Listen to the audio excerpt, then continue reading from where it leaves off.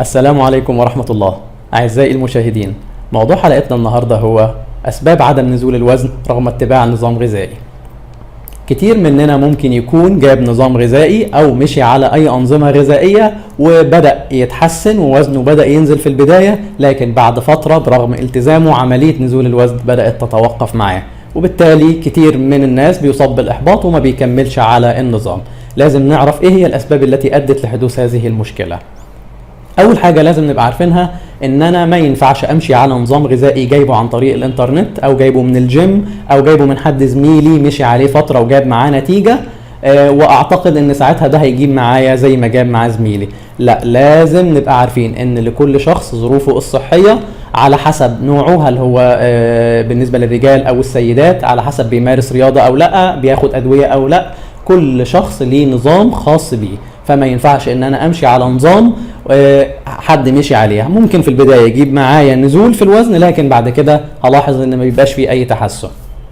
نقطة تانية لازم نبقى عارفينها ان عملية الحرق بتقل في الجسم لما الجسم بينزل 10-15% من الوزن اللي بدأنا عليه.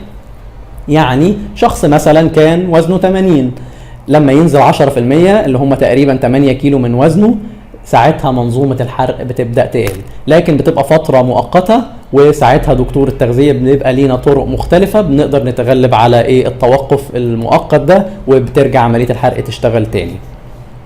لازم برضو نكون عارفين ان النوم مهم جدا في عملية نزول الوزن، لان فترة النوم من 6-8 ساعات فترة المساء بتبقى فترة مهمة جدا، لان خلال المدة دي هرمونات الجوع والشبع بتفرز فيها، فعلى مدار اليوم بقى بيبقى عمليات الحرق بتبقى مظبوطة. كمان هرمون الكورتيزول له علاقة برضو بمعدل النوم. لو انا نومي قليل ساعتها هرمون الكورتيزول بيبقى عالي عندي، وده بيقلل معدلات الحرق.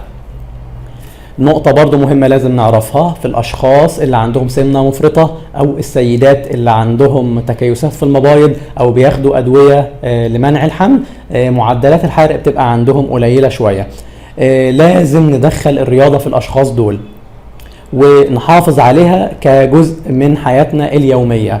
ندخلها الأول بالتدريج، بتبقى ممكن 10 دقايق في اليوم، وبالتالي عملية الحرق بترجع تشتغل، ونبدأ نزيد واحدة واحدة مع مرور الوقت. ما بنبدأش مرة واحدة بفترة طويلة من الرياضة.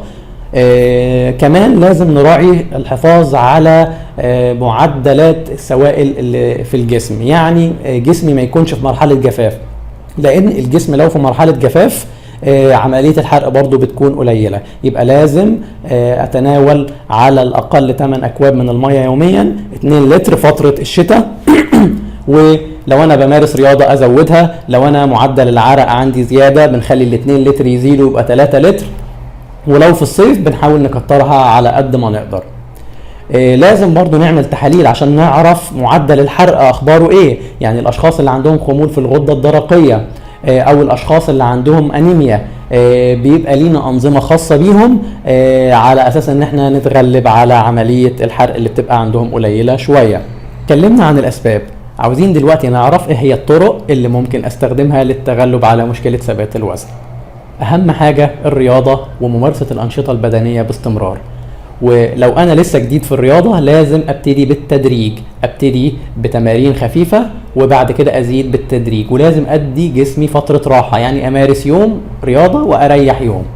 كمان لازم اراعي التنوع في ممارسة الرياضة، العب تمارين هوائية اللي بتزود ضربات القلب زي رياضة الجري ورياضة السباحة، لان بيبقى ليها دور مهم في عملية حرق الدهون.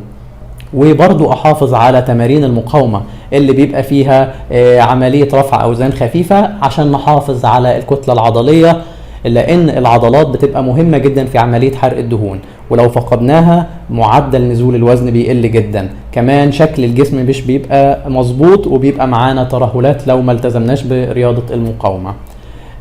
نقطة تانية برضو لازم نعرفها لكسر ثبات نزول الوزن اللي هو نظام الصيام المتقطع. فكرته ايه الصيام المتقطع؟ فكرته ان انا بصوم من 12 ل 14 ساعة، من ضمنهم عدد ساعات نومي ممكن اخليهم بالليل، وخلال الفترة دي ما بيبقاش فيه تناول لأي أطعمة أو أي مشروبات بتحتوي على سكر أو مشروبات الحليب.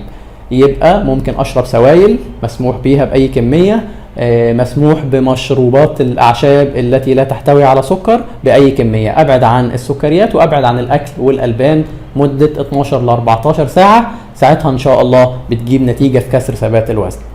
اتمنى ان حضراتكم تكونوا استفدتوا من الحلقه، وان شاء الله هيبقى لينا حلقات اخرى باستمرار. دمتم في حفظ الله.